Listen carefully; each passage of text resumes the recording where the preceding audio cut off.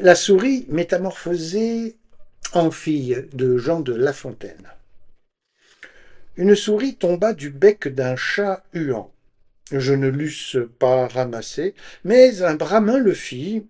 Oh, je le crois aisément, chaque pays a sa pensée. La souris était fort froissée. De cette sorte de prochain, nous nous soucions peu, mais le peuple brahmin le traite en frère. Ils ont en tête que notre âme, au sortir d'un roi, entre dans un ciron ou dans telle autre bête qu'il plaît au sort. C'est là l'un des points de leur loi. Pythagore, chez eux, a puisé ce mystère. Sur un tel fondement, le brahmin eût cru bien faire de prier un sorcier qui logeât la souris dans un corps qu'elle eut pour hôte au temps jadis. Le sorcier en fit une fille de l'âge de 15 ans, et telle, et si gentille, que le fils de Priam, pour elle, aurait tenté plus encore qu'il ne fit pour la grecque beauté. Le brahmin fut surpris de choses si nouvelles. Il dit à cet objet si doux, vous n'avez qu'à choisir, car chacun est jaloux de l'honneur d'être votre époux. En ce cas, je donne, dit-elle, ma voix au plus puissant de tous. Soleil, s'écria alors le brahmin à genoux, c'est toi qui seras notre gendre. Ah non, dit-il, ce nuage épais est plus puissant que moi, puisqu'il cache mes traits. Je vous conseille de le prendre. Eh bien, dit le brahmin au nuage volant, es-tu né pour ma fille? Hélas, non, car le vent me chasse à son plaisir de contrée en contrée. Je n'entreprendrai point sur les droits de Borée.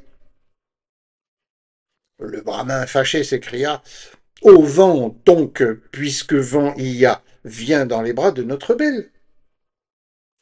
Il accourait. Un mont en chemin l'arrêta. L'éteuf passant à celui-là, il le renvoie et dit, j'aurais une querelle avec le rat. Et l'offensé, ce serait être fou, lui qui peut me percer. Au mot de rat, la damoiselle ouvrit l'oreille. Il fut l'époux. Un rat. Un rat. C'est de ces coups qu'amour fait témoin tel et tel, mais ceci soit dit entre nous. On tient toujours du lieu dont on vient. Cette fable prouve assez bien ce point, mais à la voir de près, quelque peu de sophisme entre parmi ses traits. Car quel époux n'est point au soleil préférable en s'y prenant ainsi? Dirais-je qu'un géant est moins fort qu'une puce? Elle le mord pourtant. Le rat devait aussi renvoyer, pour bien faire, la belle au chat, le chat au chien, le chien au loup. Par le moyen de cet argument circulaire, Pilpay jusqu'au soleil eut enfin remonté, et le soleil eut joui de la jeune beauté. Revenons, s'il se peut, à la métempsychose. Le sorcier du Brahmin fit sans doute une chose qui, loin de l'approuver, fait voir sa fausseté. Je prends droit là-dessus contre le Brahmin même. Car il faut, selon son système, que l'homme, la souris, le ver, enfin chacun aille puiser son âme en un trésor commun. Toutes sont donc de même trempe, mais agissant diversement selon l'organe, seulement l'une s'élève et l'autre rampe. D'où vient donc que ce corps si bien organisé ne put obliger son hôtesse de s'unir au soleil?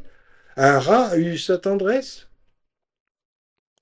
Tout débattu, tout bien pesé, les âmes des souris et les âmes des belles sont très différentes entre elles. Il en faut revenir toujours à son destin, c'est-à-dire à la loi par le ciel établie.